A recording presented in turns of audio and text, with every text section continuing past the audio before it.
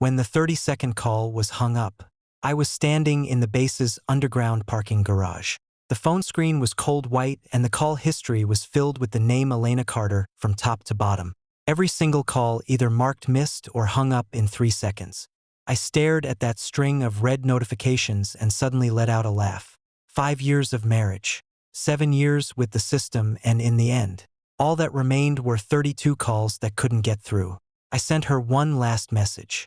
Elena, the Sky Dome system cannot go online tonight. Marcus changed the underlying permissions and the security audit didn't pass.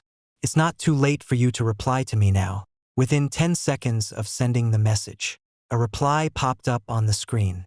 Not from Elena, but from Marcus using her work account. Lieutenant Colonel Noah, Colonel Carter is in a meeting. Please do not let personal emotions interfere with the base's major decisions. I stared at those words. Lieutenant Colonel Noah. He never called me Chief System Designer, nor head of the Sky Dome project, and certainly never Elena's husband.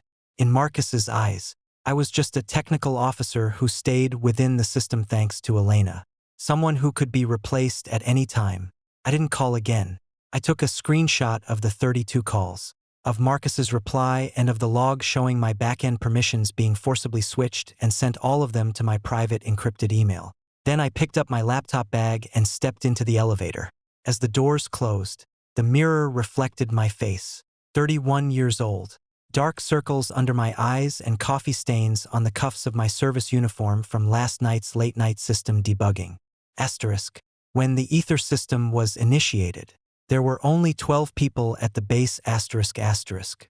At that time, Elena wasn't yet Colonel Carter. She wore an old military uniform shirt in the temporary command post and said to me, Noah, you handle the technical architecture and I'll take charge of command and coordination. When the system is complete, we'll stand at the top together. I believed her. I wrote the system framework for her, built the data links, and stayed up through the toughest nights before budget approvals. Later, the Ether actually came to fruition, and she did stand at the top while I was gradually pushed into a corner by that adjutant named Marcus standing by her side.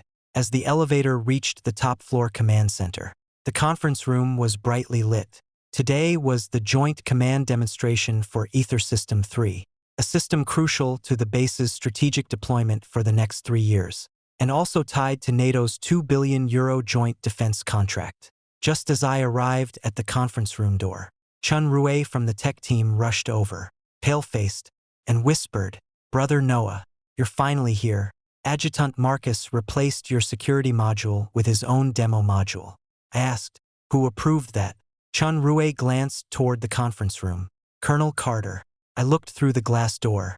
Elena sat at the head of the table in a deep blue military uniform with colonel's rank insignia, impeccably made up, wearing a cold expression. Marcus stood in front of the screen, holding a laser pointer, narrating the core advantages of Ether System 3. On the large screen, the position of project lead boldly displayed the name, Marcus Brent. My name had been moved to the last page.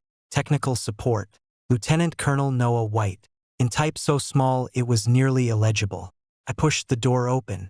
Marcus saw me and smiled. Lieutenant Colonel Noah is here. Perfect.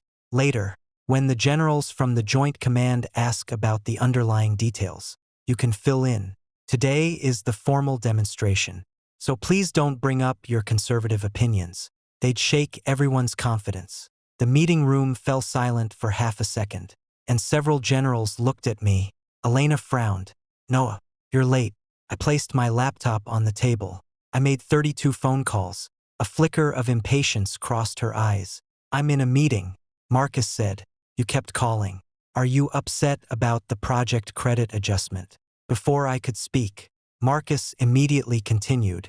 Colonel Carter, I've already reassured Lieutenant Colonel Noah.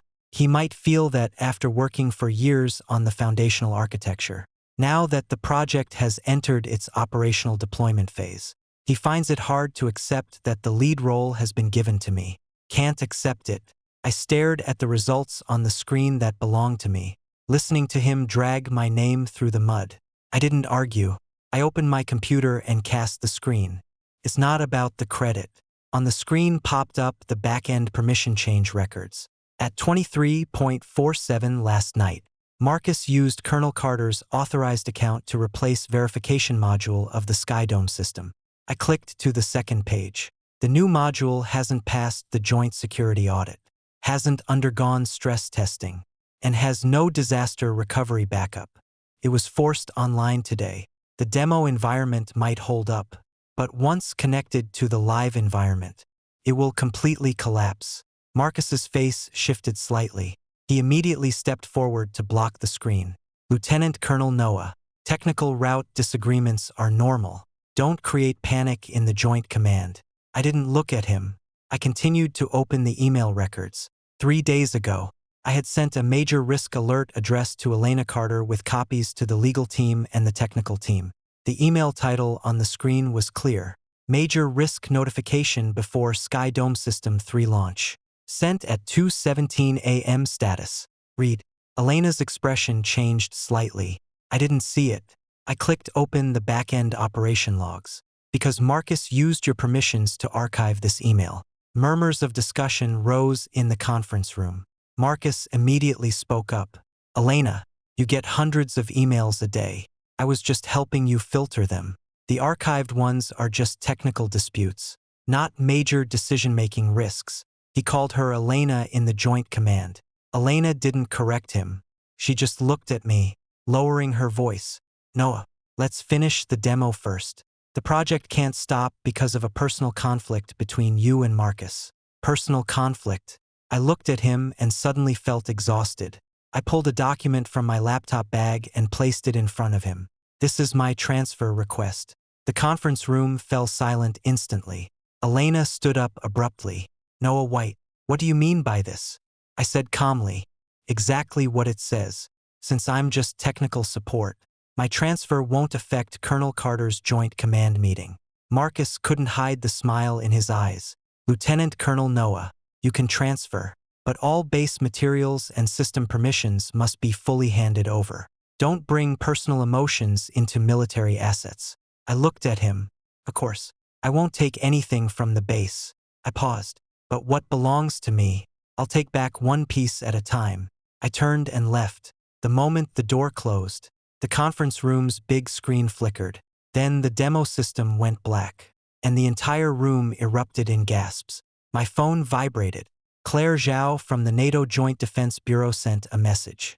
Mr. Noah, an annual salary of 800,000 euros plus project shares. The contract is valid until 24 tonight. Have you made your decision? I looked at the message. This time, I didn't hesitate. I accept. After sending it, I took off my base ID badge and placed it on the front desk. Behind me, someone in the conference room called my name. I didn't look back. The Skydome system demo crashed. Within 10 minutes, the tech team was in chaos. Chen Rue called me 3 times. I answered the first one, his voice trembling. Brother Noah, the main service won't start. Colonel Marcus wants you to go to the server room immediately and restore it. I asked, who is the current project lead now? There was a few seconds of silence on the other end. Then Chen Rue said quietly, the big screen says Marcus Brent. I said, then go find Marcus. Chen Rue panicked, but he doesn't know how. He can't even find the login entry point. I pressed the elevator button. The project lead enjoys the credit and bears the consequences. With that, I hung up just as the elevator doors were closing. Elena chased after me. She was wearing combat boots, her face cold. Noah White, if the project has another problem, you'll be transferred now. I looked at her. I sent an email 3 days ago, submitted a written notice last night, and made 32 calls today. Colonel Carter, you didn't listen to a single one. Her brow furrowed tightly. Are you forcing me to bow down in front of the Joint Command? I held my phone up to her, scrolling through the call log page by page. Am I forcing you to bow down? Or am I saving your project? She glanced at it, her expression stiffening slightly. Marcus hurried over. Elena, the generals are all waiting for you. Lieutenant Colonel Noah is emotionally unstable right now. Don't let him set the pace. Elena withdrew her gaze. She didn't ask why I had made so many calls, nor why Marcus had hung up on her behalf. She only said, Noah, Go back and restore the system first. We'll talk about things when we get home. Home. Hearing that word, my chest tightened. It had been a long time since we had gone home like a married couple. She was busy liaising with NATO, attending high-level cocktail parties, and showing up at various events with Marcus. I was busy fixing the system, patching vulnerabilities, and cleaning up the mess she couldn't see. We lived in the same officer's apartment, but it felt like two temporary roommates. I put my phone away. Colonel Carter, let's talk work during work hours. I'll cooperate with the transfer process. For system issues, please contact the current project lead. The elevator doors closed, and Elena's face was shut out. I went to the base's personnel department. Personnel Director Hammond was already waiting there. He pushed a handover checklist toward me. Lieutenant Colonel Noah, since you requested a transfer, complete all handovers by 18 today. Computer, access card, code repository, system permissions, project documents. Not a single item missing. I glanced at the checklist. The last item read, transfer of all intellectual property rights related to the Aegis system. I smiled. Who told you to add this? Hammond said expressionlessly. Staff Officer Marcus. I placed the checklist back on the desk. Have legal come. Hammond frowned. Internal base handovers don't require legal for every detail. You're a veteran here. Don't make things ugly. I looked at him. When it involves personal patents and military technology licensing, it has to go through legal. Hammond froze for a moment. Personal patents. Marcus' voice came from outside the door. Noah White. That's enough. He entered with 2 administrative staff. His face dark. The base has supported you for 7 years. You've drawn a high salary, enjoyed the benefits of being a colonel's husband, and now you're transferring out and you want to claim the base's core system as your personal asset. I turned on my phone and placed the recording on the desk. Say that again. Marcus' expression shifted slightly and Hammond instinctively glanced at the recording interface. I pulled an old file folder from my computer bag containing patent application receipts from 7 years ago. Transfer records of server costs I had paid out of my own personal account and the technical licensing agreement signed before the project kicked off. I spread them out one by one on the desk. First, the initial version of the Aegis system existed before it was registered at the base. Second, the base's early servers and testing environment were financed by me personally. Third, Colonel Carter personally signed an agreement. The base has military usage rights, but not permanent ownership. Fourth, the modules I added during this period were licensed to the base under the agreement. But the license is contingent on my continued role as the core maintenance lead and ensuring the system is not tampered with by unauthorized personnel. I looked up at Marcus. Your replacement of the underlying modules last night using Colonel Carter's permissions has already triggered the license risk clause. Hammond's face turned completely pale. Marcus sneered. Who are you trying to scare with a few old documents? The project has grown to this scale. Do you think NATO leadership will care? I nodded. Then let NATO leadership see. I sent scanned copies of the documents to Susie Yuan, the head of the legal team, and CC'd the base commander. The email subject was simple: formal notice of personal license agreement and risk clause for the Aegis system. 3 minutes later, Su Ziyuan rushed into the personnel office. The first thing he said as he entered was, "Who told you to include intellectual property transfer in the handover checklist?" Hammond turned white, and Marcus's expression soured. Su Ziyuan picked up the checklist, glanced at it, and directly tore off the last page. This item is invalid. Without legal review, no one can demand Lieutenant Colonel Noah to transfer personal patents. Marcus said in a low voice, "Legal Sue, the system has collapsed now.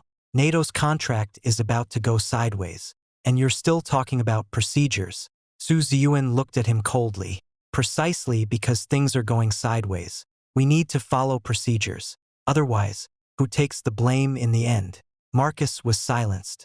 My phone buzzed again. Claire Zhou had sent the electronic contract. An annual salary of 800,000 euros. A signing bonus of 200,000. And project shares to be negotiated separately. Position: Chief System Architect for the NATO Joint Defense Agency. I stared at the title, my fingers pausing for 2 seconds. At the base, I had been the real chief architect for 7 years. But in the base's internal directory, my title had always been senior engineer, technical support group, because Elena had said, "Noah, you're my husband." A high-ranking position might make the command think I'm practicing nepotism. I understood her then. Now I realize she wasn't afraid of the higher-ups misunderstanding. She was afraid of everyone knowing that the base's real technical backbone wasn't Elena Carter, but me, Noah White. I signed the electronic contract. After signing, I shut down my computer. Marcus stared at me, then suddenly laughed. "You're really leaving, Noah White. Once you leave the base, no one will recognize you. Those outside institutions are looking at Colonel Carter's reputation. Not you." I looked up at him. "Is that so?" I turned my phone screen toward him.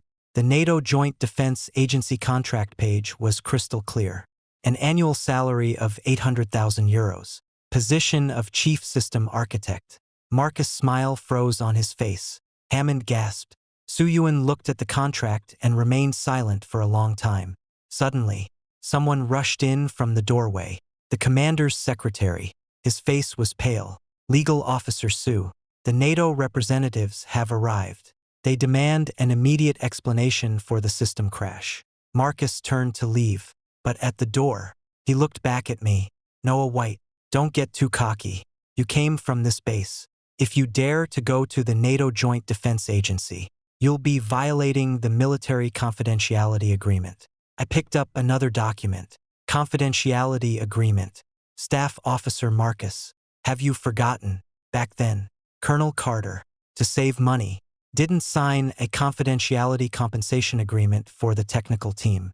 Marcus' face stiffened. I handed the document to Soo-Yuan. "Legal can confirm." Soo-Yuan took it, glanced at it, and nodded. "Lieutenant Colonel Noah has no non-compete restrictions." Everyone at the office doorway fell silent. I picked up my laptop bag and walked out. Behind me, the angry voice of the NATO representative echoed from the conference room. "You can't even name the person in charge of your core system, and you still expect us to sign a €2 billion contract." I didn't stop walking. As the elevator doors closed, I saw Marcus panic for the first time. When I got home, the living room light was on. Elena hadn't returned. On the coffee table lay a dinner invitation. Tonight was the Carter family's monthly gathering. Mrs. Carter loved these occasions. At the dinner table, she would compare everyone's military ranks, positions, and connections over the past 5 years. I had always been the most embarrassing one because my mother-in-law had always felt I wasn't good enough for Elena. I took off my coat, walked into the study, and began packing my things. Computer, hard drives, paper agreements, technical notes. I didn't touch the watch Elena had given me, nor did I take any valuables from the apartment. The apartment was under her name. She had said back then, "Noah, I'll apply for the apartment. Don't stress about it." Later, Mrs. Carter said in front of relatives, "Good thing the apartment is under my daughter's name. Otherwise, some men would try to split the property the moment they divorce." I heard that day, but I didn't argue because back then, I still believed marriage wasn't proven by property deeds. Now I know those who don't argue aren't seen as generous in others' eyes, but as easy to push around. 7:30 p.m. Elena called me and I answered. Her voice was cold. "Where are you?" "The apartment. Family dinner tonight. Come over." I put the last hard drive into my bag. "Not going." There was a 2-second silence on the other end. "Noah White, you made a scene at the base today, and now you won't even come to the family dinner. My mom already knows about the project going wrong. You at least need to come and explain." I said, "The project lead is Marcus. He should be the one to explain." Elena suppressed her anger. "Do you have to talk like that?" I leaned against the desk. "Elena, I've been talking normally all day. Have you listened to a single word?" On the other end of the line, Marcus's voice came faintly. "Elena, your aunt is getting impatient." I laughed. "He's going too." Elena's tone was unnatural. "Marcus handled the NATO matter for the base today. Mom asked him to join dinner and discuss a response plan." I asked, "Then what am I going for?" She was silent. I answered for her. "To be the target. Let your mom scold me a few times. make Marcus look more composed, and give you a way out in front of the relatives. Elena's voice turned cold. Noah White, when did you become so bitter? I looked at the photo on the table, taken right after we got married. Her leaning on my shoulder with a bright smile. I turned the frame face down, starting from the 30-second call that got hung up. I hung up. 10 minutes later, Elena sent a message. If you don't come, you'll face the consequences. I didn't reply. I called a moving company.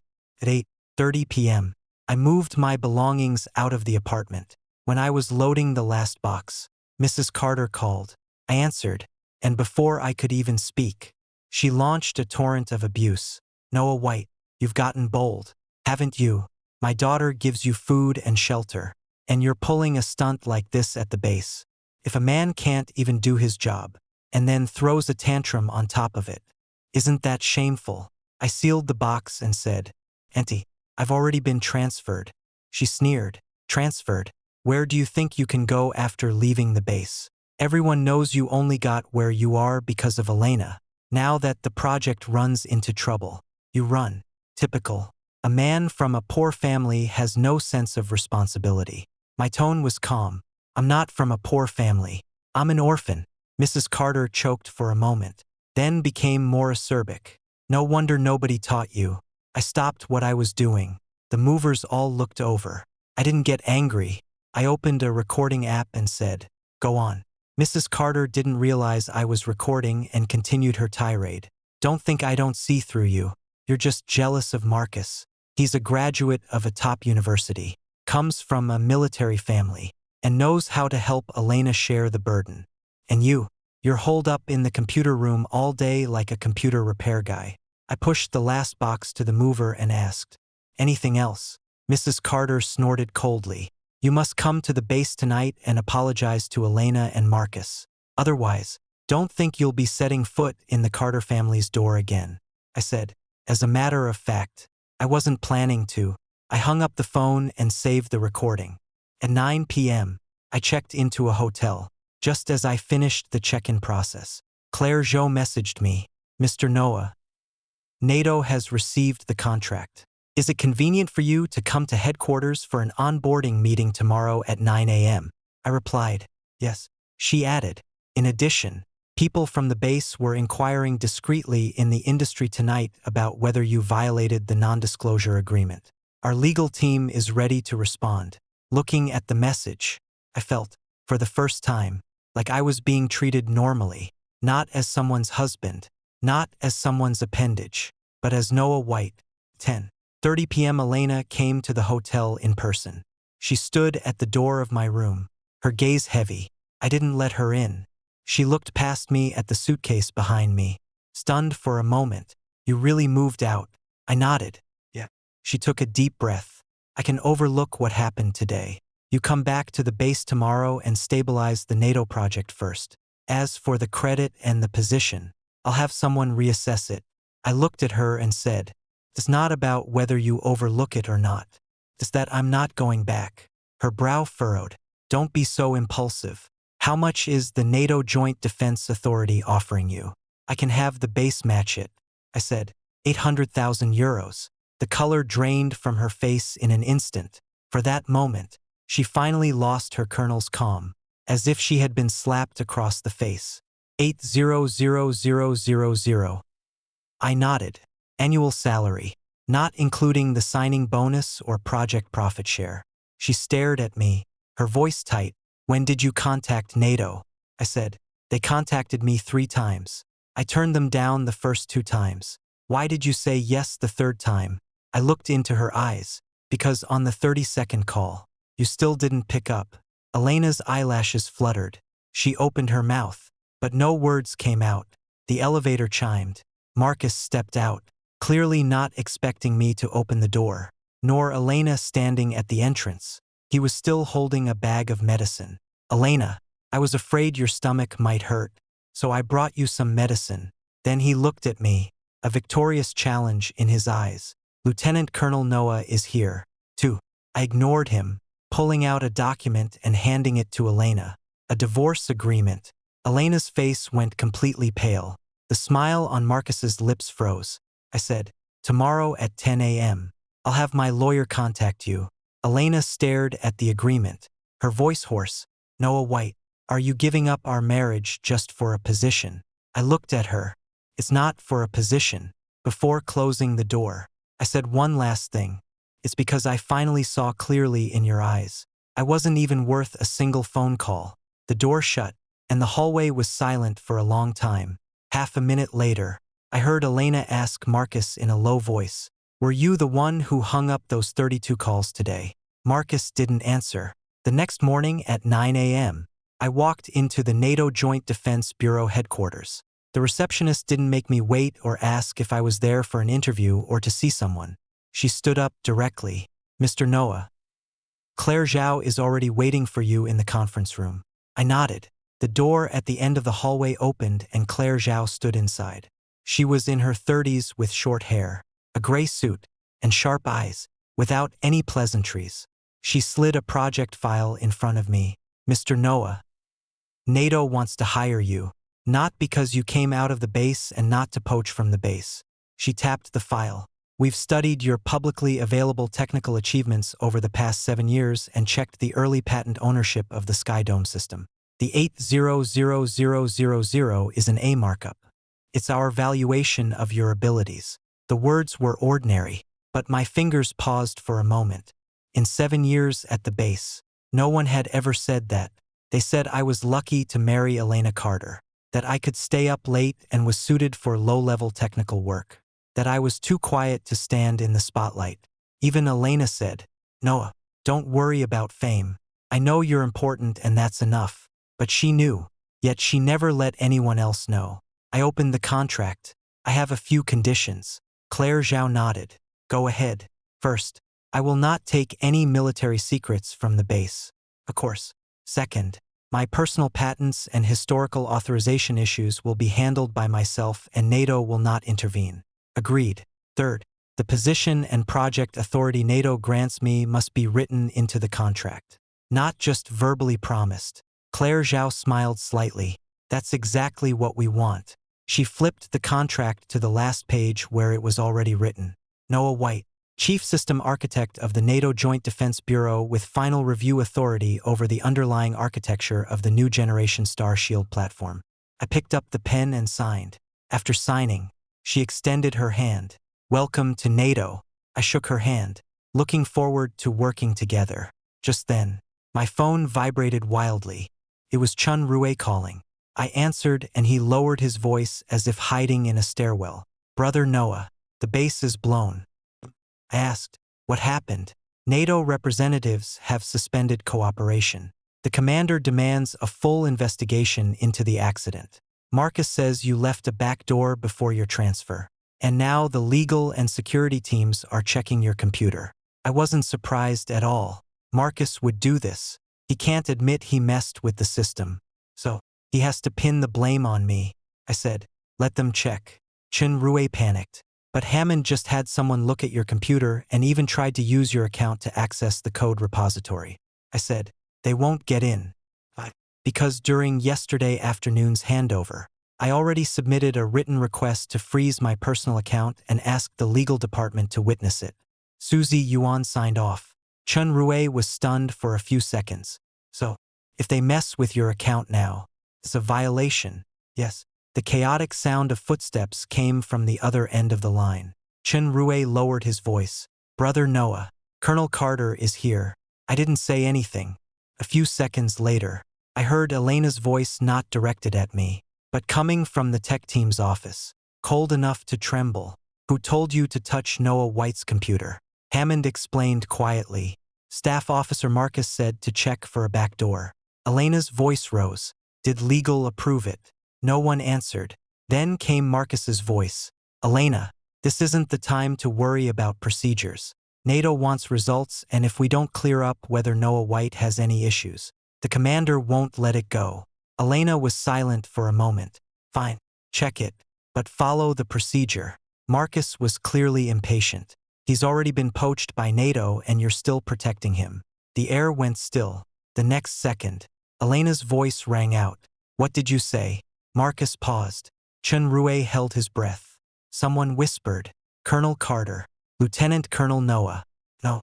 Mr. Noah has already reported to the NATO Joint Defense Bureau this morning. I heard his annual salary is 800,000 euros. The sound of documents hitting the floor came through the phone. Elena seemed to have misheard. How much? The voice was even quieter. 800,000. The call was suddenly cut off. I stared at the black screen and put the phone back on the table. Claire Shaw glanced at me. Need to handle it. I shook my head. No, let them settle the accounts themselves first. 12 noon. The base officially sent me a lawyer's letter. Long in content, but the core was just one sentence. They suspected me of taking the core technology of the base and demanded that I stop joining NATO and cooperate with the investigation. After reading it, I directly forwarded it to my lawyer, Lin Jing. Lin Jing replied quickly, "We have sufficient evidence. We can send a counter letter." Half an hour later, my lawyer's letter was sent back to the base. First, demanding that the base stop defamation. Second, demanding that the base immediately seal Marcus's operation logs. Third, demanding that the base explain the facts of 32 calls being hung up, emails being archived, and permissions being tampered with. Fourth, demanding that the base confirm within 2 working days whether they will continue to fulfill the Sky Dome System Authorization Agreement. If not confirmed, I would legally initiate the authorization termination process. After sending it, I turned off my phone and started reviewing NATO's new project materials. I no longer wanted to be held back by the base's mess. At 3 p.m., Chun Rue sent me a secretly recorded video. In the footage, Elena stood in the center of the technical team, her face pale, holding a printed call log. She asked, "Why didn't my phone ring for the 32 calls Noah White made to me yesterday?" No one in the office dared to speak. She turned to Marcus. "Do you have an explanation?" Marcus finally lost his composure. "Elena, I was just afraid he would disrupt your meeting." Elena's hands were trembling. "So you hung up 32 calls for me," Marcus quickly explained. "At the time, I thought he was throwing a tantrum. He's been unhappy about me taking over the project, and I was worried he would sabotage the joint command meeting." Elena looked at him, her voice shaking. "Did you know he was calling to warn me that the system couldn't go live?" Marcus fell silent. At that moment, a technician spoke quietly. "Colonel Carter, Lieutenant Colonel Noah didn't just call. He also sent 2 risk emails, both of which were filed by Major Marcus." Elena whipped around. "What else?" Chun Rue, standing behind the crowd, said softly but clearly, "And last night, Noah's back-end access was revoked on Major Marcus's orders." The screen shook for a moment as Elena steadied herself against the nearby table, as if she suddenly couldn't stand.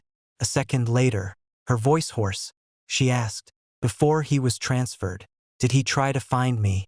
Chun Rue paused for 2 seconds. 32 times. The entire tech team fell into a deathly silence. The video ended there. I saved it. A few seconds later, Elena called me.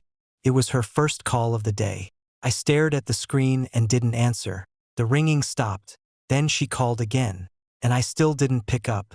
On the 3rd call, I answered. Her breathing was ragged on the other end. "Noah, I just found out." I cut her off. "Colonel Carter, for work-related matters, contact my lawyer. For personal matters, contact the divorce lawyer." She choked back a sob, and after a long pause, she said, "I want to see you." I said, "I don't." I hung up. Outside the window, the sun was shining brightly. In the NATO conference room, Claire Zhou was discussing the new system architecture with her team. I opened my laptop and connected to the projector. For the first time in a conference room where everyone waited to hear me speak. No one called me Lieutenant Colonel Noah. No one made me stand on the last page. And no one hung up the phone for me. Elena truly broke down the next afternoon. I went back to the base not for her, but because legal counsel Susie Yuan informed me that the transfer sealed documents required my personal confirmation. When I arrived at the base, the receptionist looked at me with a complicated expression. Before, they would casually call me Lieutenant Colonel Noah when they saw me. Now they stood up and said politely, "Mr. Noah, legal counsel Sue is in conference room 3. I nodded and walked toward the meeting area. Just as I reached the corridor, I heard a loud crash from the tech team side. The glass door was pushed open and Elena stormed into the office. She usually valued dignity above all, even suppressing her voice when angry, but this time she was almost shouting. My husband was poached with an $800,000 annual salary. Why didn't anyone tell me? The entire tech team fell silent instantly. Dozens of eyes fixed on her. Marcus stood by his workstation, pale-faced. Hammond was also there, holding a disciplinary report. Elena slammed the report onto the table. Noah, why transferred? Join NATO. 800,000 annual salary. The commander knew, and I, his wife, was the last to find out. No one dared to answer. Her gaze swept across the tech team. Chinrue, you tell me. Chinrue stood up, his face white, and glanced in my direction. Elena followed his gaze and turned around. She saw me. In that moment, panic flickered in her eyes, but she didn't walk over. She seemed to finally realize that uncovering the truth was more important now. Chinrue lowered his head, his voice very soft. Colonel Carter, Brother Noah came to see you before he was transferred. Elena stared at him. When? How did he reach you? Chinrue gritted his teeth. 32 phone calls. Elena's face slowly turned pale. Chinrue continued. He made 32 calls. All of them were hung up by your adjutant. The air conditioning in the office seemed to stop. Elena spun around to look at Marcus. You hung them up. Marcus's lips moved slightly. Elena, at the time Elena cut him off directly. I asked, did you hang them up or not? Marcus fell silent. The silence was the answer. Elena looked as if all her strength had been drained. She stepped back, her hand bracing against the corner of a nearby desk. But on that corner lay a stack of documents. She knocked them off, and they scattered across the floor with a rustle. She swayed with the movement and collapsed into the chair. No one from the technical team dared to move. Standing in the hallway, I didn't go over to help her. She looked down at the papers on the floor. Among them were the printed copies of the risk alert email I had sent 3 days ago, the written notice I had submitted before my transfer, the procedure form requesting the account freeze, and the screenshot of the NATO onboarding announcement. Elena picked them up one by one. By the time she reached the last one, her hands were trembling so much she could barely hold them. Then she looked up at me. Noah. I didn't respond. Susie Yuan came out of the meeting room and stood beside me. Mr. Noah. The sealing procedures are ready. I nodded. When Elena heard the words Mr. Noah, her eyes flickered again. She had always disliked others calling me Mr. Noah before, saying it felt too distant. But in these 5 years at the base, she had never allowed anyone to call me Colonel Carter's husband either. The position she gave me was always stuck in between. Neither a close partner nor a key contributor. Just a useful, quiet technical tool that never competed. I walked into meeting room 3. Susie Yuan slid the sealing checklist toward me. This is the file directory you submitted yesterday. The base now requires verification to ensure no confidential materials were taken out. I flipped through it. Fine. Marcus followed into the meeting room, his expression having recovered somewhat. Noah White, don't act so innocent. You joined NATO too quickly. Who knows if you've been colluding with them all along, deliberately causing the system to crash right before the Joint Command meeting. I turned on my recorder. Adjutant Marcus, please continue. His face darkened. I laid 3 documents flat on the center of the table. First, the system crash occurred after my account was frozen. Second, the person who replaced the security module was you. Third, I sent a risk warning and you filed it away. I then pulled up the permission logs. You used Colonel Carter's authorization account to replace the module at 23:47. At 1:12 a.m. you deleted my rollback script entry. At 9 a.m. before the demonstration, you had operations revoke my emergency maintenance permissions. I looked at him. Now you say I deliberately caused the system to crash. You want everyone to believe that someone already stripped of your access rights destroyed the system from afar. Susie Yuan's face turned grim. Elena stood at the door, her fingers clenching tightly after hearing those words. Marcus tried to speak again. I pulled out the last piece of evidence. This is the message you sent to the NATO representative last night. Marcus's expression changed instantly. Elena whipped around to look at him. What message? I opened the screenshot sent by Marcus to the NATO representative. Noah White has been reassigned. I am now fully in charge of Aegis. Rest assured, I will thoroughly clean up any instability left behind by the old tech team. The atmosphere in the conference room dropped sharply. Suzy Yuan picked up his phone. Call compliance immediately. Elena stepped forward, her voice hoarse and unrecognizable. Marcus Brent, did you send this? Marcus broke out in a sweat on his forehead. I was just trying to stabilize the client. Stabilize the client. Elena let out a laugh. Her eyes were red, but her smile was cold. You drove away the real architect, ruined the security modules, ignored his 32 calls, and then told NATO you'd clean him up. Marcus panicked. Elena, I did it for you. You can't keep living in Noah White's shadow. The commander always thought the base relied on him. I just wanted to help you take back control. Elena froze. Those words cut through her like a knife, piercing her deepest secret. Everyone in the conference room watched her. She didn't immediately refute it. I wasn't surprised either. Over these past 5 years, I'd vaguely sensed it. She needed me, but was afraid of others knowing it. So she hid me away in the tech team in the late hours. On the last page of the credits, Marcus simply turned the thought she dared not voice into a blade. And she had stayed silent for too long. I stood up. The file handover is complete. I put down my pen. The rest is your internal base matter. Elena suddenly reached out to stop me. Noah, I'm sorry. I looked at her. For which one? She hesitated. I said, sorry for ignoring those 32 calls. Or sorry for cutting my name from the credit line. Sorry for letting Marcus call you. Elena, or sorry for every time your mother scolded me for being uncivilized and you never spoke up for me. Elena's face drained of all color. She opened her mouth, but couldn't get a single word out. I walked past her and out of the conference room. Behind me, Marcus was taken away by compliance for questioning, while Elena stood still, not chasing after me. This time, she finally understood. Some calls, once hung up, can never be made again. After leaving the base, I didn't go back to the hotel. I went to the law firm. Lin Jing had already prepared the documents, and he pushed a thick stack of materials toward me. The Aegis System Authorization Agreement. I've rechecked it. Marcus Blunt arbitrarily tampered with the underlying modules, removed your maintenance permissions, and made unauthorized external commitments, all of which have triggered the risk clauses. I flipped to the last page. The authorization termination notice. My eyes lingered on those words, and my finger paused. Lin Jing asked, sure you want to send it? I nodded. Send it.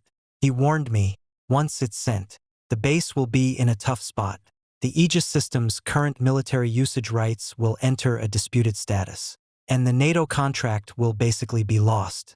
Elena Carter will come to you, I said. She already has. How did you respond? I didn't. Lin Jing looked at me for 2 seconds, then chuckled. You're finally acting like a real person. I looked up at him. He spread his hands. Back then, you weren't like a husband or a partner. You were like the base's free firefighter. Wherever there was trouble, you'd put it out, and then people would still complain about the smoke. I didn't argue because he was right. At 5 p.m., the authorization termination notice was officially sent to the base commander, the legal team, and Elena Carter's personal email. 3 minutes after it was sent, Elena called. I didn't answer. She called again. I still didn't answer. On the 6th call, I picked up. Her voice was hoarse on the other end. Noah, what does authorization termination mean? I replied, calm and flat. Exactly what it says. The Sky system cannot be shut down now. NATO has already requested a redemonstration. If authorization enters into dispute, the base will be held accountable. This is not my fault. After a few seconds of silence, she said in a low voice, I know. It was the first time she had admitted it, but it was too late. She added, I've already revoked all of Marcus's permissions. The base will investigate him. Can you postpone the termination? Just give me 3 days, and I'll get to the bottom of this. I looked out the window. 3 days ago, I gave you a chance. Her breath caught on the other end of the line. I continued. That risk email was sent 3 days ago. She could no longer speak. I hung up the phone. Lin Jing pushed the second document over. The divorce agreement. Should I send it along? I picked it up and read through it. The property settlement during the marriage was straightforward. The apartment was Elena's premarital acquisition. So, it belonged to her, and I didn't claim a share. However, the base's early loans, my personal advances, and my patent licensing revenue needed to be settled independently. Lin Jing said, "You can forgo the marital home, but you can't give up the technical revenue you're entitled to. Don't play the saint again." I signed it. I wouldn't take her things, but I wouldn't let her take mine for free, either. At 7 p.m. Elena appeared downstairs at the law firm. She didn't bring Marcus. She stood alone at the entrance, wearing a black coat, her face pale. When I came downstairs, she walked quickly toward me. "Noah, let's talk." I stopped. "The lawyers are all upstairs." Her eyes reddened. "I want to talk to you alone." I looked at her. "There's nothing left between us that can't be discussed through lawyers." Her fingers tightened around her bag strap. "I know you hate me, but I really didn't know Marcus was the one who hung up those 32 calls. If I had known, I cut her off. If you had known, would you have answered?" She froze. I said, "Elena Carter, the problem isn't that Marcus hung up the calls. The problem is that he dared to because he knew you wouldn't blame him." Tears instantly fell from her eyes. I continued, "He dared to delete my emails because he knew you'd rather believe he was sharing your burden. He dared to remove my name because he knew you were also afraid of me stepping into the spotlight. He dared to call you Elena because you never set clear boundaries." Her face turned deathly pale. "He and I never going to bed isn't the only form of betrayal." I looked at her. "You gave him your trust and you gave me suspicion. That's enough." She stood frozen in place. After a long moment, her voice was barely a whisper. "I'm just too tired. The pressure from the base is overwhelming. Liaising with NATO, budget joint deployments. Everything is crushing me. Marcus has been handling a lot of things for me outside. I thought he was helping me." I nodded. "So I don't blame you." She looked up at me. "What? Your stress is real. His scheming is real and your misjudgment is real." I handed her the divorce papers. "But my leaving is also real." Elena didn't take them. She looked at the papers as if they were a knife. "Do we really have to go this far?" I said, "We reached that point long ago. I just signed the papers today." At that moment, Lin Jing came downstairs and handed me a courier receipt. "The authorization termination letter has been received by the base. The commander requests an emergency meeting tomorrow morning and invites you to attend for an explanation." Elena snapped her head toward me. I took the receipt. Her voice trembled. "Noah, tomorrow's commander meeting. Do you have to go all the way?" I looked at her. "It's not that I want to go all the way," I said before turning to get into the car. "It's that you pushed me to a point where only documents can speak." The car door closed, and Elena stood under the streetlight, still clutching the divorce papers she hadn't accepted. At 9 a.m. the next day, the base's emergency commander meeting convened. I arrived on time with my lawyer. The moment I pushed open the conference room door, everyone's eyes were on me. Before, they saw me as the silent man behind Elena Carter. This time, they saw me as the one who can decide whether the Aegis system continues to operate. I sat down, placed the authorization termination letter in the center of the table, and the conference room fell into dead silence. I've been to the base command center's meeting room many times before. Back then, I sat closest to the door, and when technical details were needed, Elena would say, "Noah, please elaborate." After I finished, I quietly sit back down. Today, I'm sitting directly across from the commander, with lawyer Lin Jing on my left and legal advisor Su Ziyuan on my right. Elena is in the main seat, looking terrible. Marcus is also here. His seat has been moved to the back row, but his eyes still hold a sense of defiance. Brigadier General Williams, the commander, gets straight to the point. "Mr. Noah." The base acknowledges there were communication issues during the project handover. However, the Skydome system is vital to the base's strategic interests, and I hope you'll consider postponing the termination of authorization. I nod. We can talk about it. A spark of hope lights up in Elena's eyes. I push a document across the table. First, the base needs to publicly correct the information about the lead for the Skydome System 3 project and restore my historical contribution credits. Several people in the room frown. I continue. Second, the base must formally explain the cause of the accident to the NATO representatives, and not blame the system crash on the departing technical team. Marcus's face turns even more sour. Third, the base should cooperate with the investigation into Marcus Brandt's unauthorized operations, email interceptions, and fraudulent external commitments made under false pretenses. Elena nods. I can agree to those. I look at her. Fourth, the base needs to recalculate the patent licensing revenue and project bonuses from the past 5 years. A general immediately interjects. Mr. Noah, isn't that going too far? You received military pay while at the base. I chuckle slightly. I received military pay because I was serving. The licensing revenue is because you used my patents to generate strategic value.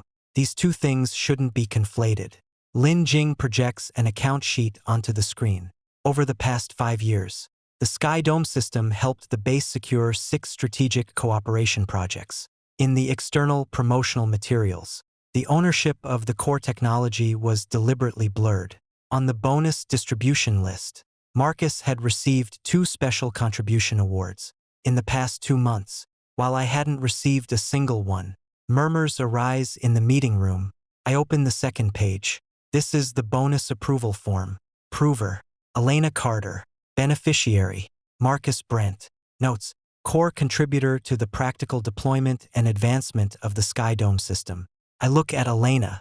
Colonel Carter, when you approved this payout, did you know who actually built the Skydome system? Elena's face turns pale. She opens her mouth to speak. At the time, I thought it was a strategic advancement bonus. Marcus immediately jumps in. Of course it was for strategic advancement. I coordinated with NATO and pushed forward the Joint Command demonstration. What's wrong with that? I open a third document. Then why did you present underlying architecture optimization as your own work in the briefing slides? The screen shows a comparison of 2 versions of a PowerPoint presentation. The first is the technical team's original draft. Noah White, listed as the lead for the overall project architecture. The second is the version Marcus submitted to the command. Marcus Brandt, as the lead, with the original author's information deleted. The modification timestamp, 10:19 p.m. on the night before the Joint Command meeting. The modification account, Marcus Brandt. The meeting room falls into complete silence. Marcus's face is ashen. I was just standardizing the format. I nod, standardizing it by removing my name. He clenches his teeth. Noah White, don't act so offended. Isn't this just because Colonel Carter never publicly acknowledged your husband's status? So you're making a big deal out of it now. I'm not angry. I played the last recording. What he said in the conference room yesterday. The commander has always thought the base relies on him. I just wanted to help you take back the initiative. The recording ended and everyone in the conference room looked at Elena. Her face turned pale. Marcus was completely panicked. The recording, I said. From the first time you falsely accused me of taking base secrets. I've recorded every conversation with you. I then pulled up the call log. 32 calls with timestamps, durations, and how they were ended, followed by screenshots of Marcus replying to me using Elena's work number. This is the reason for my reassignment. I looked at all the generals. I didn't just walk out suddenly. I made calls, sent emails, and gave written notices. Your person in charge chose to hang up, archive, suspend permissions, and impersonate me online. Now that the system has crashed and contracts are damaged, you're asking me to unconditionally put out the fire. Brigadier General Williams looked grim. He turned to Elena. Colonel Carter, were you aware of these matters? Elena was silent for a long time. I knew about the project credit adjustment. I looked at her. She continued. I didn't know about the 32 calls or the emails being archived or the permissions being suspended. I asked, and the bonus? Her fingertips trembled. The bonus. I approved it. The conference room fell into dead silence. I didn't say another word. Some answers were enough. Brigadier General Williams slammed the table hard. Marcus Brent, you are suspended pending investigation. Hammond, HR will work with legal to seal all operation records. Marcus stood up abruptly. General, you can't do this. Without me, who will communicate with NATO? I looked at him. The person NATO most wants to talk to right now is not you. As the words fell, the conference room door was knocked on and the secretary pushed in.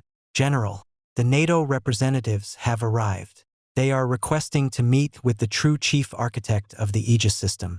Everyone looked at me. Elena also looked at me, a plea in her eyes. I closed my laptop. I can meet them.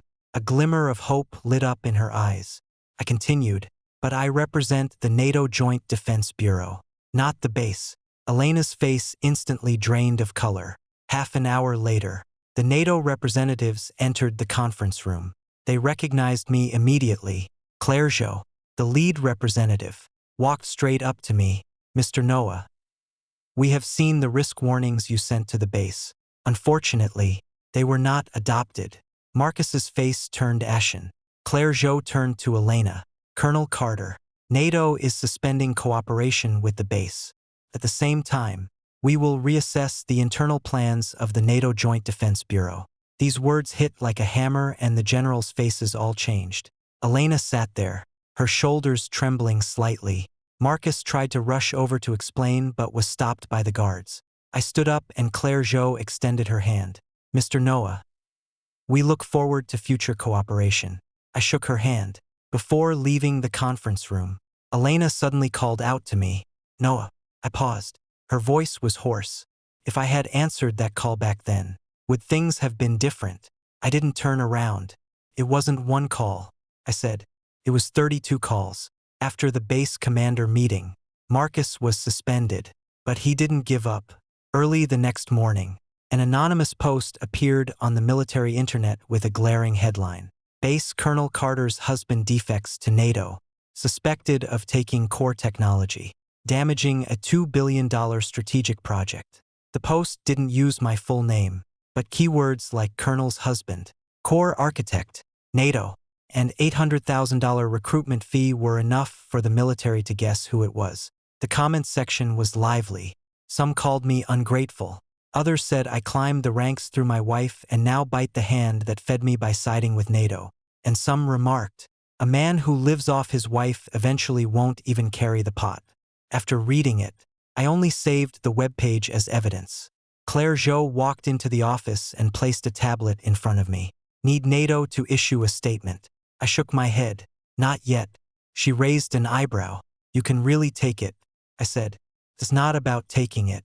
It's about letting him leave more traces. At 10 a.m. Lin Jing called. Found it. The source of the post is linked to Marcus Brent's private encrypted email. Even though he used a relay account, the traces are obvious. I said, secure the evidence first. At 11 a.m. Elena also saw the post. She messaged me. It wasn't me. I replied with 4 words. I know. She quickly added, I'll handle it. I didn't respond further. At noon, the base issued a statement. Very brief. First, Lieutenant Colonel Noah White's transfer process was legal and compliant. Second, the base never determined that Lieutenant Colonel Noah White took military secrets. Third, regarding the project incident, the base is investigating internal management responsibilities. Within half an hour of the statement, Marcus struck back. He posted a lengthy article from his personal account. He said that, in his years at the base, he had witnessed me using my status as Elena's husband to monopolize technical resources while refusing to bear strategic pressure. He said, the Aegis system wasn't my sole achievement, but the collective result of the entire base. He said I deliberately created panic before my transfer to force Elena to submit, then defected to NATO. His final line was harsh. Some men treat marriage as a stepping stone, package silence as grievance, and are just waiting for the chance to stab you in the back. This long post spread quickly. Elena's call came in immediately, and I answered. Her voice was tense. Don't look at that stuff online. I've already had the Judge Advocate General's office handle it. I said, no need. Because the more he speaks, the more complete the evidence becomes. Elena fell silent. I continued, you should first look into the old accounts within the base. She was confused. What old accounts? I sent her a spreadsheet. Over the past 2 years, Marcus had applied for 9 bonuses, 3 consultation fees, and 2 external collaboration kickbacks under the name Aegis Strategic Advancement. Her signature was on every step of the approval chain. The line went dead for a moment. I said, if you don't want things to get uglier for the base, investigate it yourself. At 3 p.m., Elena led a team to seal off Marcus's office. She finally began flipping through the files she'd never bothered to read before. Chin Rue later told me, that day, Elena sat in Marcus's office for a full 4 hours. She dug out a pile of old materials, draft scripts for the Aegis System 2.0 joint press release, which originally included my name but had it removed in the final version. The annual bonus recommendation form for the technical team, where I was ranked first in the original draft but downgraded to standard performance in the approved version. Meeting minutes project kickoff, originally stating, Noah White suggests delaying the launch, but rewritten in the submission to headquarters as, the technical team has confirmed readiness for launch. What hit harder was a chat record Marcus had saved between him and Mrs. Carter. Mrs. Carter had asked, Elena can't always let that Noah guy take the credit. When a man has talent, he tends to get restless. Marcus replied, don't worry, Auntie. I'll help Elena keep a firm grip on power at the base. Mrs. Carter responded, you're sensible. Men like Noah White with no background should be grateful just to have a meal. Don't let him climb above Elena. When Elena saw that, she smashed her cup that evening. She came to the NATO headquarters building, but I didn't go down. She messaged me. I found the chat logs between my mom and Marcus. I replied. She said again, I'm sorry. I didn't respond. She added, I really didn't know they talked about you like that behind your back. I stared at the screen, my fingers pausing for a long time. Finally, I only replied, it's not that you didn't know they looked down on me. You just never thought it mattered before. This time, she didn't reply again. The next day, Lin Jing formally sued Marcus Brandt on charges including defamation, military slander, falsification of project contributions, and suspected embezzlement of base bonuses. At the same time, I authorized the lawyer to submit an old account settlement letter to the base covering the past 5 years of technical license revenue, project bonuses, personal advances, and reputational damage caused by the tampering of credits, all itemized and totaling 376 million euros. The base's top management was shaken. Elena personally emailed me, I will push the base to verify the amount. You'll get every cent you're owed. I forwarded the email to Lin Jing after reading it. In my work email, Claire Zhou sent an update on the new NATO project. The NATO Defense Committee will visit NATO headquarters tomorrow afternoon to hear the proposal.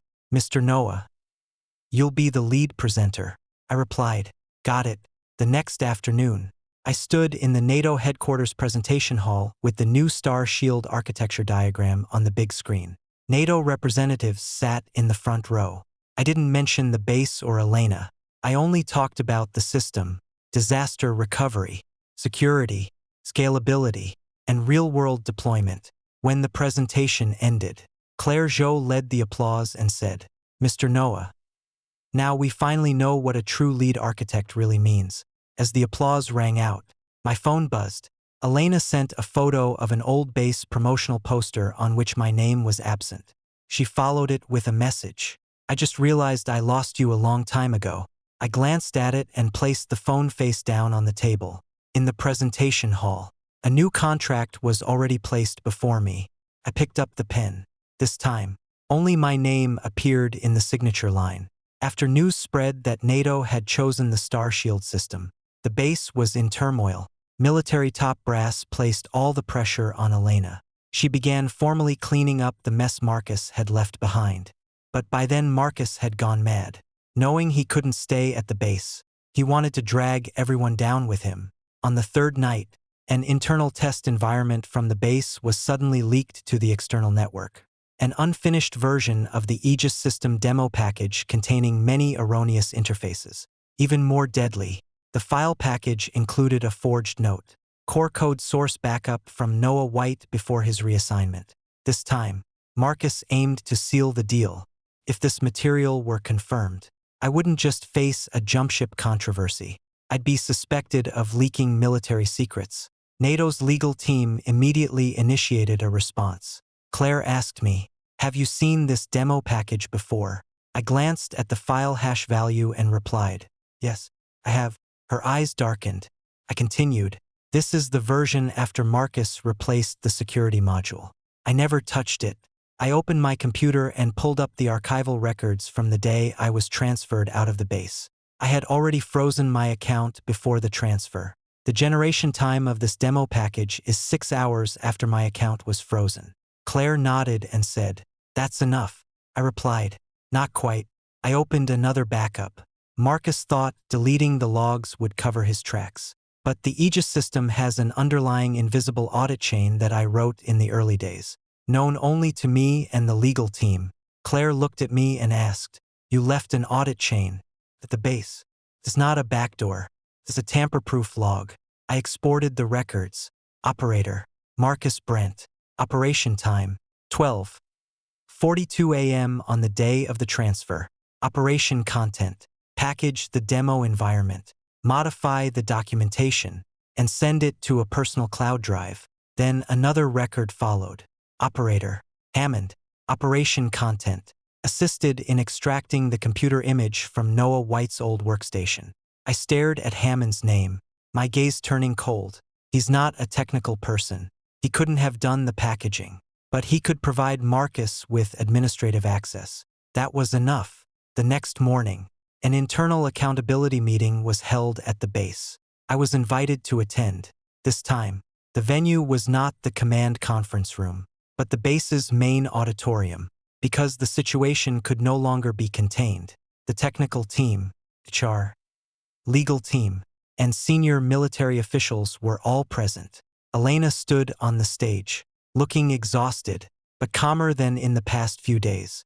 Marcus sat in the audience, accompanied by a military legal counsel. Hammond was also there, keeping his head down the entire time. Once the meeting began, Marcus struck first. He stood up and spoke loudly.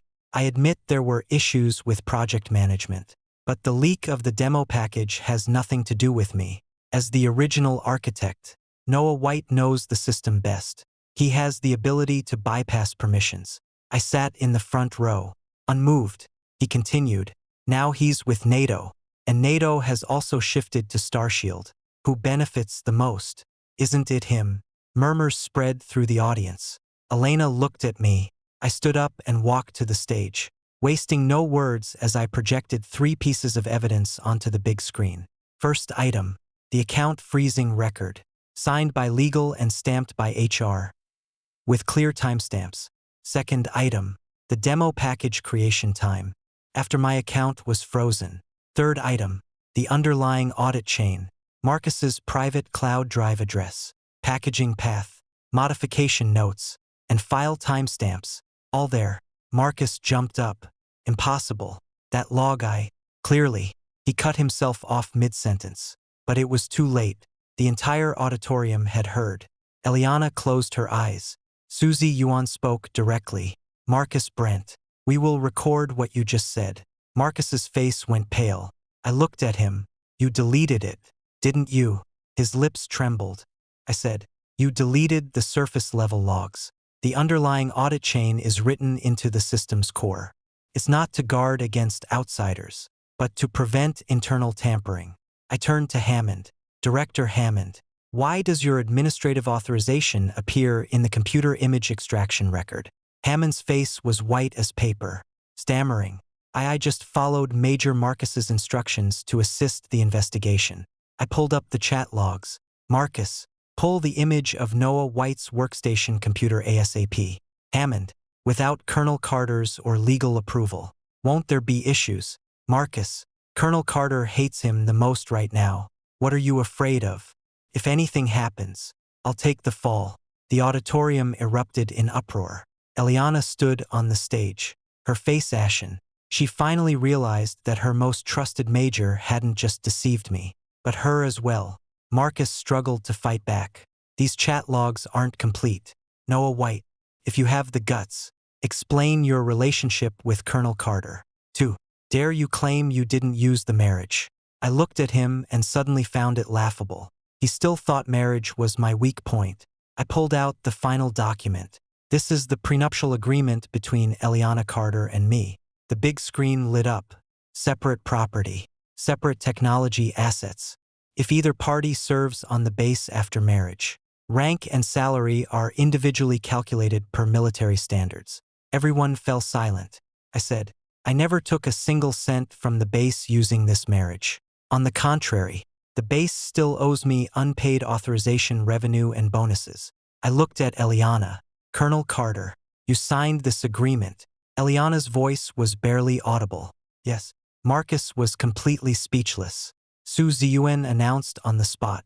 Marcus Brand is suspected of forging documents, maliciously leaking base test packages, and embezzling project bonuses. The base will transfer the case to military judicial proceedings. Hammond is suspended pending investigation. As military legal personnel stepped forward, Marcus suddenly shook them off and rushed toward Eliana. Eliana, I did all this for you. Don't forget, you were the one who said, we can't let the commander think the base can't do without Noah White. This sentence was like a bomb. Everyone's gaze instantly fell on Elena.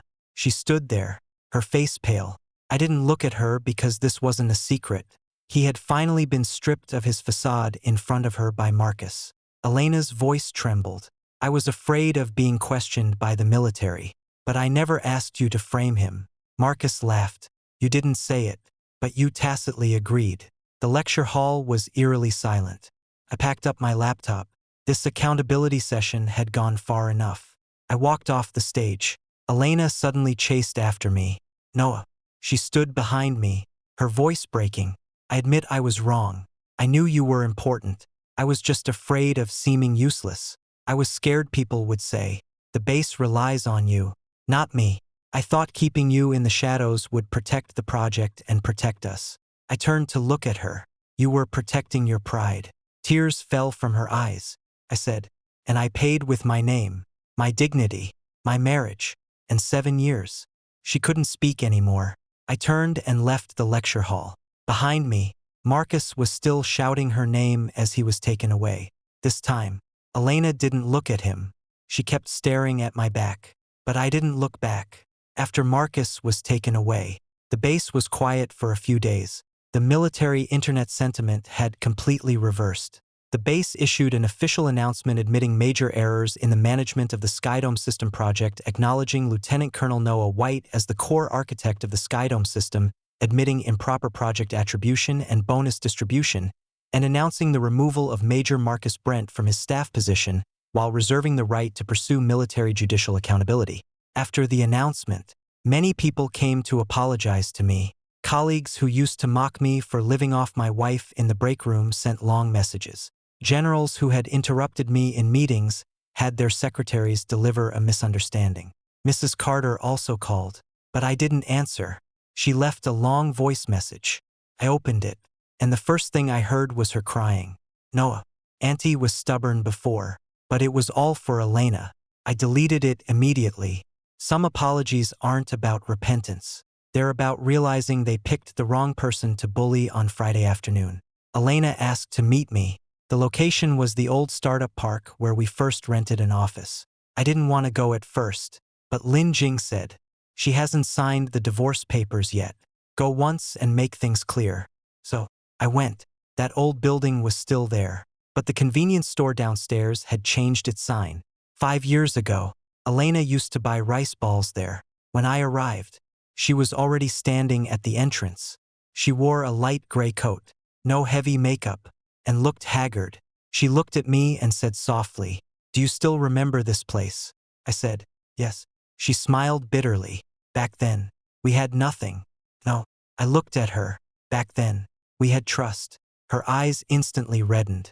We walked into the old building.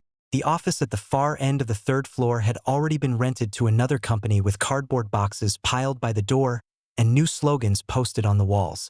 Elena stood in the hallway, her voice very soft. really start to change? I didn't answer. She continued. Maybe it was that first time we interfaced with NATO. A senior officer said to my face, "The real value of the base is him, not you," he said. "If he gets transferred, the base's technical assessments will at least be halved." She lowered her head and let out a faint laugh. It hurt me at the time. I was fighting just as hard. But everyone only saw your skills. I looked at her. "So, you started downplaying my presence." She closed her eyes. Yes, she finally admitted it. I told myself it was for project balance. The commander can't think technology overrides command. And the subordinates can't think I'm riding on my husband's coattails. I also told myself you wouldn't care about these empty titles. I said, I really didn't care at first. Her tears fell, but I went too far later on. I didn't argue. She pulled a stack of documents from her bag. This is the reevaluated authorized income and bonuses from the base. 376 million euros. Every cent accounted for. Senior Military Command has already approved it. It'll be in your account within 3 days.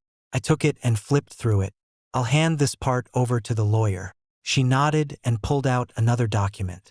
The divorce agreement, already signed. Her fingers trembled as she pushed it toward me. The apartment, the car, the joint savings during the marriage. I'll follow the agreement.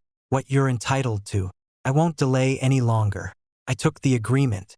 Thanks for cooperating. Those 4 words stabbed right into her heart. She looked up at me, her eyes shattered. Is that all we have left between us? Cooperation? I didn't answer. She suddenly stepped forward. Noah, I know I have no right to ask you to come back. I just want to ask. If I started changing from now on. If I cleared away every trace Marcus left behind. If I publicly acknowledged that you are the real core of the base. If I cut her off. Elena Carter. She stopped. I looked at her and said, word by word, everything you just listed. It's all stuff you should have done long ago. It's not compensation. It's overdue. Her face turned pale. I continued, justice that comes too late can't be a reason for me to turn back. Tears silently streamed down her face. Someone passed by in the hallway and glanced at us curiously. She seemed to have finally stopped caring about appearances. She whispered, I loved you. I nodded. I loved you too. A faint light flickered in her eyes, but I went on. But loving you doesn't mean I have to keep letting myself be drained. That light died out. She lowered her head and clutched her bag. Are you already in love with Claire Jo? I frowned. This has nothing to do with her. She gave a bitter smile. I know. I just need to find a reason to prove that you're not leaving because I'm not worth it. I looked at her. I'm leaving because I've finally admitted to myself that you can't give me respect. She fell completely silent. I walked out with the agreement. When I reached the stairwell, she suddenly called out, Noah White, I'm sorry. This time. I paused. I accepted the apology. She looked up, but I didn't turn around. But I accept a fresh start. With that, I went downstairs. The sunlight outside was blinding. I put the divorce agreement in the car and sent a message to Lin Jing. You can start the paperwork now. He replied quickly. Finally. I looked at those 2 words and smiled. Yeah. Finally. The divorce process was quick. Elena didn't drag it out any longer. At the entrance of the Civil Affairs Bureau, she stood in a white trench coat holding the divorce certificate in her hand. I had 1, 2, a thin booklet with a red cover, yet felt like it had lifted the weight of 5 years off my chest. She looked at me. If something comes up in the future, I said, find a lawyer. She gave a bitter smile. You won't even leave me a polite word now. I looked at her. Polite words would give you false hope. Her eyes reddened again. Lately, it seemed like she was making up for all the tears she hadn't shed in the past 5 years. But I no longer stopped for her tears. Outside the Civil Affairs Bureau, Lin Jing was waiting by the car. When he saw me come out, he lifted the document bag in his hand. The first installment for the base has arrived. The rest will be paid in 2 phases. I nodded. Elena overheard and said softly, I'll keep an eye on the military brass. You won't be short a cent. I said, thank you. She opened her mouth, but only managed. Take care. I got in the car. As we drove off, I saw her still standing there in the rearview mirror. small and distant, as if I had finally left her in the past. NATO's new project moved forward quickly. After the NATO Defense Committee formally signed the contract, NATO set up an independent team for me. For the first time, I had full decision-making power over the project. No longer had to wait for others to confirm whether my name should appear on every document, and no longer had to worry about being labeled emotional when I pointed out risks. 3 months later, the Star Shield platform launch was scheduled at the Brussels Conference Center. The day before the launch, Claire Jo sent me the final agenda. Speaker, Noah White. Technical lead, Noah White. Core architecture credit, Noah White's team. I stared at those lines for a long time without moving. Chun Rue sent me a message. He had already left the base and joined the NATO project team. Brother Noah, I'll be handling back-end support tomorrow. No screw-ups guaranteed. I replied, thanks. He sent a smiley face. Finally, I can work under you openly. On the day of the launch event, the venue was packed with clients, media, and partners. I stood backstage, hearing the host announce my name. Next up, we have NATO Joint Defense Bureau's Chief System Architect, Mr. Noah White. Applause rang out as I walked onto the stage. The spotlight fell on me, but I wasn't nervous. The Star Shield platform architecture slowly unfolded on the big screen. I picked up the microphone. Hello, everyone. I'm Noah White. The NATO representatives in the front row led the applause, and Claire Jo, sitting nearby, nodded at me. I began the demonstration. Every module, every link, every disaster recovery logic was crystal clear. This time, no one snatched my laser pointer. No one deleted my name. No one stood beside me saying, Lieutenant Colonel Noah, you handle the supplementary details. After the demonstration, the applause lingered for a long time. After the launch, the media interviewed me. A reporter asked, Mr. White, the public knows you faced some controversies at the base in the past. Now, returning to the forefront with a new platform, is there anything you'd like to say? I looked into the camera. Technology doesn't betray people. I paused, but people do. So, when building systems, you need an audit trail. When living your life, you need boundaries. Some in the audience laughed, while others fell silent. After the interview, I saw Elena at the door of the lounge. She didn't come in, just stood at the end of the hallway. She looked much thinner than the last time we met, and she had no assistant with her. I walked over, and she spoke first. The launch was a great success. Thank you, she smiled. I listened through the whole thing from the audience. You were always meant to be up there. I didn't respond. She pulled an old notebook from her bag. This is something you left at home years ago. I found it while moving things. I took it. It was the manuscript from 7 years ago when I wrote the first version of Skydome with a little sun drawn by Elena in the corner of the cover. She said softly, I've always wanted to return it to you, but I was afraid you wouldn't see me. I said, thank you. She looked at me as if she had so much to say. Finally, she only asked, are you happy now? I thought for a moment. Peace. She nodded. That's good. We fell into silence, neither awkward nor intimate, like two people who had finally walked through an old path to its end. She said, Marcus's case goes to trial next month. Hammond has been reported to the industry. The organization's top management has also been restructured. I resigned from my colonel position. I was a bit surprised. She saw my shock and smiled slightly. It's not to soften you up. I just realized many of the things I used to cling to so desperately aren't really what I want. I said, then I hope you find what you truly want. Her eyes turned red. Noah, you've really changed. I nodded. People have to change. She didn't bring up getting back together again. Nor did she say, I'm sorry. She simply stepped aside to let me pass. Go ahead with your work, Mr. Noah. This time, she called me Mr. Noah, and in her tone, there was no irony about status, only a belated respect. Holding my notebook, I walked into the break room. Her footsteps faded behind me, and I didn't look back. 6 months later, the Star Shield platform officially launched. NATO secured 3 strategic cooperation projects using the system, and my team expanded from 15 to 60 people. Chun Rue became the head of the architecture team, and at every meeting, He would put risk on the first page of his slides. He said, "I learned this from Brother Noah.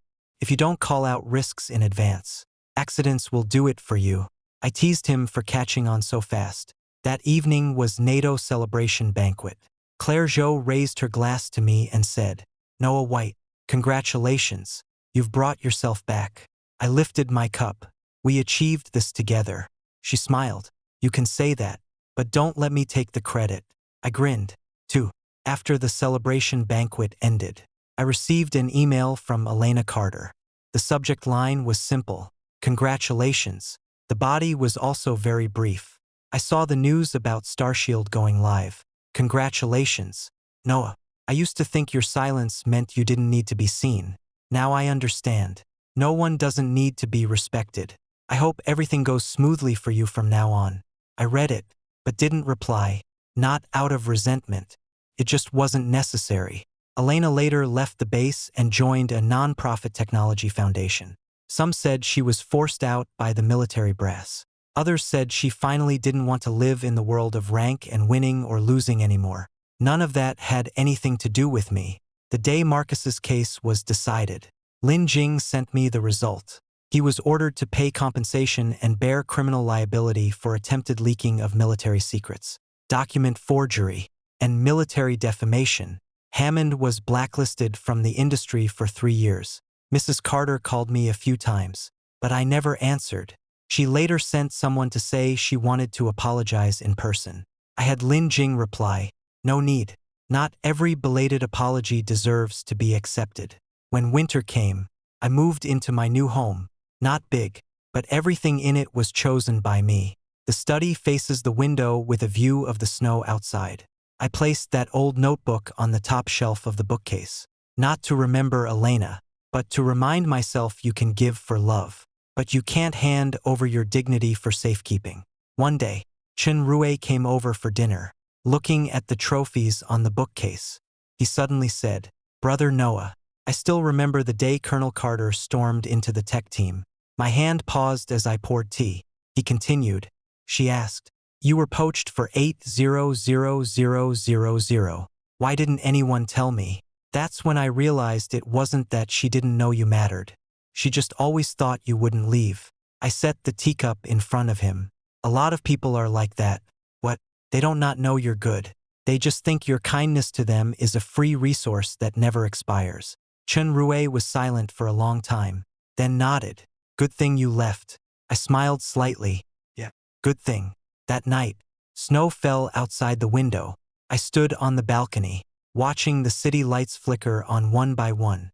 On my phone, the NATO team group chat was still buzzing. They were discussing the next version, new clients, and year-end bonuses. Someone at Aide, "Mr. Noah, next week's architecture meeting. Your call on the direction." I replied with a single word, "Okay." After sending the message, I turned off my phone. The voices from the past seemed to linger in the distance. Mrs. Carter said I had no manners. Marcus claimed I climbed the ladder through marriage. Elena accused me of lacking grace. But now, I no longer have to prove to anyone whether I'm worthy. The debt my base owed me has been settled, and the subsequent licensing for the celestial system has been re-signed under a commercial agreement. Priced by my legal team, the new NATO project is on track. I have my own team, my own name on the work, my own choices. I am no longer someone's husband, someone's appendage, someone's trump card. No longer a firefighter on call after 32 ignored calls. The next morning, I attended the International Defense Technology Forum. The host introduced me, Mr. Noah White, Chief System Architect of the NATO Joint Defense Bureau, core lead for the Starshield platform. I walked up to the stage, and in the audience sat many familiar faces, including people from the base, looking at me with entirely different eyes than before. I stood at the podium, opened my presentation, and the first slide had only one sentence: "Truly stable systems always have boundaries." The audience fell silent. I stared at that line, suddenly recalling the night of the 30-second unanswered call. When I stood in the base's underground parking lot, feeling like I had lost everything. Now I realized that was not an ending. It was the beginning of boundaries finally taking effect. I picked up the microphone, my voice steady. "Hello, everyone. I'm Noah White." Applause followed. This time, I didn't look for Elena Carter in the audience, nor did I care who had misunderstood me before. I only looked forward because my life, after those 32 calls, has been reconnected